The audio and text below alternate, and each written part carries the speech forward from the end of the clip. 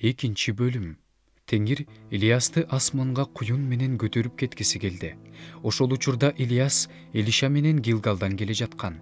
Илиас Элишага бул жерде кал, анткени Теңир мени Бейтелге жиберип жатат деди. Бирок Элиша: Теңир тирүү, сен да тирүүсүң, сени таштабайм деди. Ошентип алар Бейтелге жөнөштү. Бейтелдеги пайгамбар уулдары Элишанын алдынан чыгып, ага: бүгүн Теңир сенин мырзаңды жогору алып кетерин билесиңби дешти. Ал: аны мен да билем, унчукпагыла деди. Илиас ага: Элиша, бул жерде кал, анткени Теңир мени Жерихого жиберип жатат деди. Ал: Теңир тирүү, сен да тирүүсүң, сени таштабайм деди. Ошентип алар Жерихого келишти. Жериходогу пайгамбар уулдары Элишага жакын келишип: бүгүн Теңир сенин мырзаңды жогору алып кетерин билесиңби дешти. Ал: аны мен да билем, унчукпагыла деди. Илиас ага: бул жерде кал, анткени Теңир мени Иорданга жиберип жатат деди.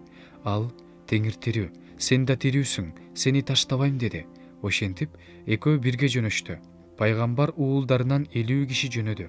Алар Илиас менен Элишанын бет маңдайында, алыста турушту.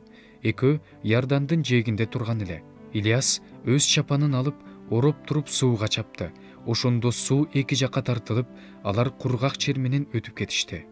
Алар өтүп кетишкенден кийин Илиас Элишага: сура, мен сенин жаныңдан алынып кетерден мурун сага эмне кылып берейин деди.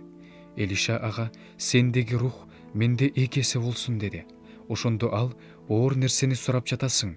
Эгер сенин жаныңдан кантип алынып бара жатканымды көрсөң, анда сураганыңдай болот. Эгер көрбөсөң, болбойт деди. Алар жолдо сүйлөшүп бара жатышканда күтүлбөгөн жерден оттуу араба менен оттуу аттар пайда болду да, экөөнү бөлүп, Илиасты куюн менен асманга көтөрүп кетти. Элиша муну көрүп: ата, ата, Ысрайылдын арабасы жана атчан жоокери деп кыйкырды. Анан ал аны көрбөй калды. Өзүнүн кийимин кармап туруп, экиге бөлүп айырып салды. Илиастын жерге түшүп калган чапанын алып, артты көздөй жөнөп, Иордандын жээгине келип турду. Анан ал Илиастын жерге түшүп калган чапанын сууга чаап: Илиастын Кудай Теңири кайда деди.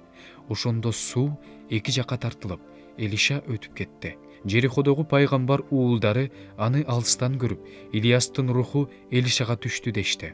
Аны алдыдан тосуп чыгышып, жерге чейин ийилип таазим этишти.